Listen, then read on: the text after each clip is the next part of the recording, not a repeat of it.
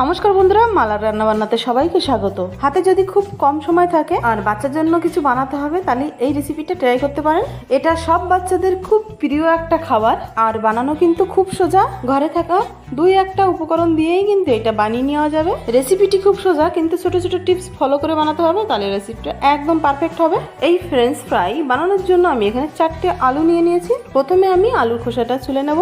আর এই তো বন্ধুরা, আমার সবকটি আলু কিন্তু এখানে ছোলা হয়ে গেছে। আলুগুলি কিন্তু এরকম একটু লম্বা লম্বা সাইজের নিতে হবে, আর আলুগুলি একই সাইজের নেওয়ার চেষ্টা করবেন, তাতে ফ্রেঞ্চ ফ্রাই গুলো একই সাইজের হবে। বন্ধুরা, এখানে আমি আলুগুলি প্রথমে স্লাইস করে কেটে নেব। এই ফ্রেঞ্চ ফ্রাই বানানোর জন্য কিন্তু এক প্রকার আলু কাটার পাওয়া যায়, সেগুলো থাকলে সেগুলো দিয়ে কেটে নেবেন, তাহলে খুব সহজে কাটা হয়ে যাবে। আমি কিন্তু আলুর পিসেস গুলো একই সাইজের করার চেষ্টা করছি। আর আলুগুলি কেটে কিন্তু আমি অন্য একটা বড় সাইজের বাটিতে কিছুটা পরিমাণ জল রেখেছিলাম, জলের মধ্যে সঙ্গে সঙ্গে দিয়ে দিচ্ছি, তাতে করে আলুর এক্সট্রাস গুলো জলের সাথে মিশে যাবে। তারপরে আলুটা 2-3 বার করে ধুয়ে নিতে হবে। এখানে আমি একটা কড়াইতে 2 কাপ মতন জল দিয়েছি, তার মধ্যে আমি আলুর সবগুলো পিস দিয়ে ঢাকনা দিয়ে ঢেকে দিচ্ছি। আমি 5 মিনিট ধরে গ্যাসের ফ্লেম মিডিয়ামে রেখে সিদ্ধ করে নিলাম। তারপরে আলুগুলোর গায়ে যে জল লেগে আছে এগুলো শুকিয়ে নিতে হবে, পাখা নিচে রেখে শুকালেও হবে। তারপরে একটা প্লেটে ঢেলে নিচ্ছি। এইবার আমি এই আলুগুলি অল্প একটু কর্নফ্লাওয়ার দিয়ে কোট করে নেব।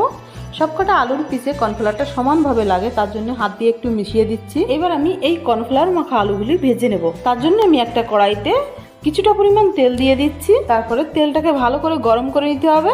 এই ফ্রেঞ্চ ফ্রাইগুলো কিন্তু ডিপ ফ্রাই করতে হবে।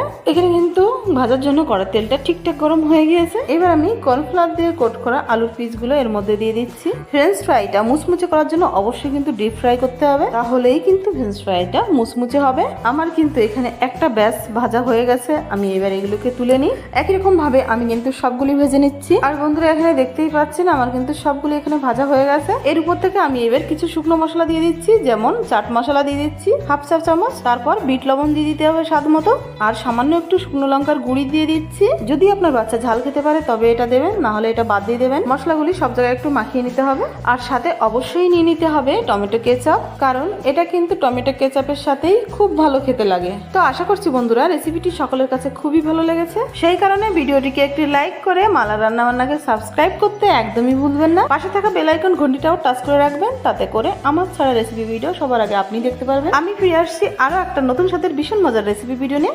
ততক্ষণ সবাই খুব ভালো থাকবেন, সুস্থ থাকবেন।